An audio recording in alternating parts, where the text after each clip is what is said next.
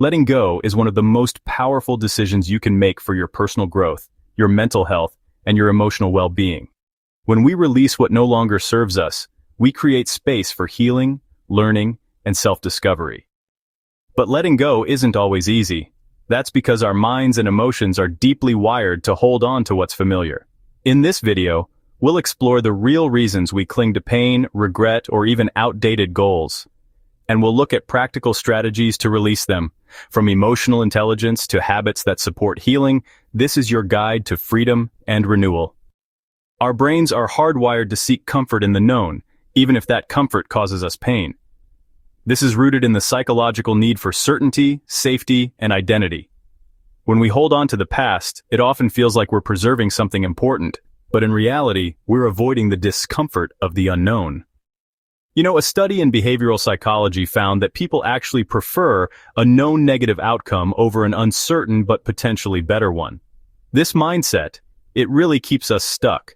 The first step to letting go is recognizing that clinging is often about fear, not love, not hope, and definitely not logic.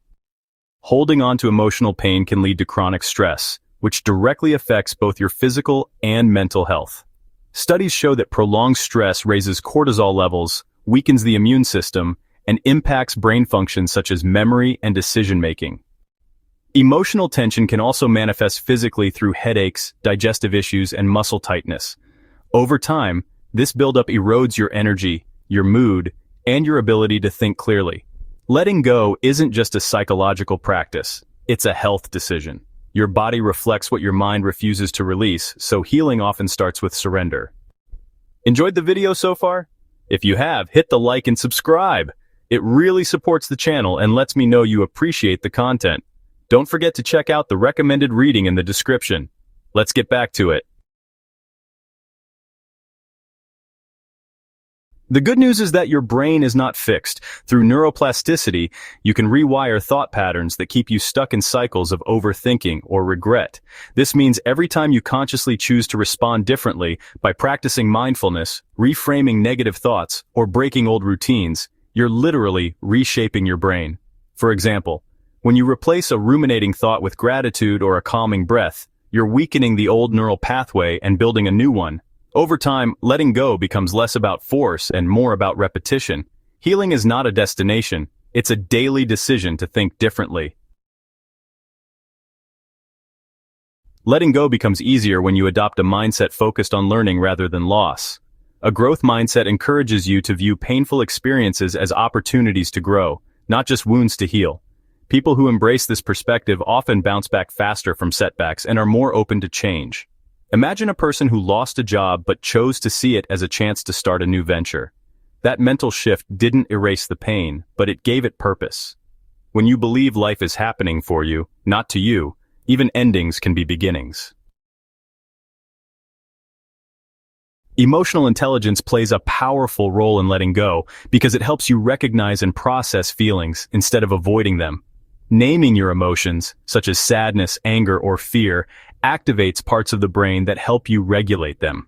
One effective practice is to pause and ask, what am I really feeling right now, rather than pushing it down? Research has shown that people with higher emotional intelligence are better equipped to recover from emotional pain. When you allow space for your emotions without judgment, they tend to pass more quickly and leave less damage behind.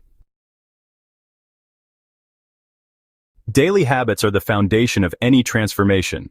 Simple routines like meditation, journaling, and walking in nature help you create emotional space and mental clarity. Even something as small as starting your day with a nourishing smoothie or calming tea can reset your nervous system. Digital detoxing, even for short windows, reduces emotional overload and brings your attention back to the present. The goal isn't perfection, it's consistency. These micro practices teach your brain that peace is possible and that you are in control of how you respond to your inner world, one habit at a time. You cannot fully let go if you continue to allow triggers back into your life unfiltered. Boundaries are your emotional safety nets. They help you define what you are willing to accept and what you are not. Without boundaries, emotional wounds stay open. Whether it's limiting contact with someone who drains your energy or stepping away from social media that brings comparison or conflict, healthy boundaries reinforce self-respect. Setting a boundary may feel uncomfortable at first, especially if you're used to pleasing others, but in time they become powerful acts of self-care and inner peace. Regret and guilt are some of the heaviest emotions to carry, but they are also some of the most transformative when understood. Regret shows you what matters to you. Guilt shows you what you value. The key is to use them as signals, not shackles. A personal story I've heard many times is from those who carry guilt over how they treated someone or how a decision affected their family. But when they began practicing self-forgiveness, not only did their mood improve, they actually made more compassionate choices moving forward. Healing begins where judgment ends. Resilience isn't about being unaffected by pain, it's about learning to rise through it. Every time you let go of what hurts you and choose what helps you, you are building inner strength. Empowerment comes from small victories, such as choosing not to respond to a toxic message or deciding to go for a walk instead of replaying an argument in your mind.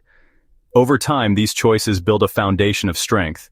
The most resilient people aren't the ones who never fall. They're the ones who fall and choose to get up anyway, stronger and wiser each time. When you finally release what was never yours to carry, you reclaim a sense of joy that had been buried under stress. Personal power is found not in controlling everything, but in choosing your responses.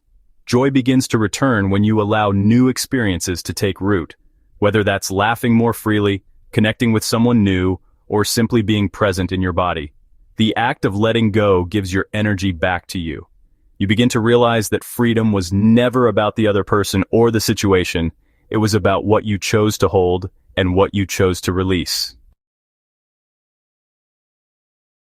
Letting go is not a one-time decision, it's a mindset, a practice, and a lifelong invitation to evolve.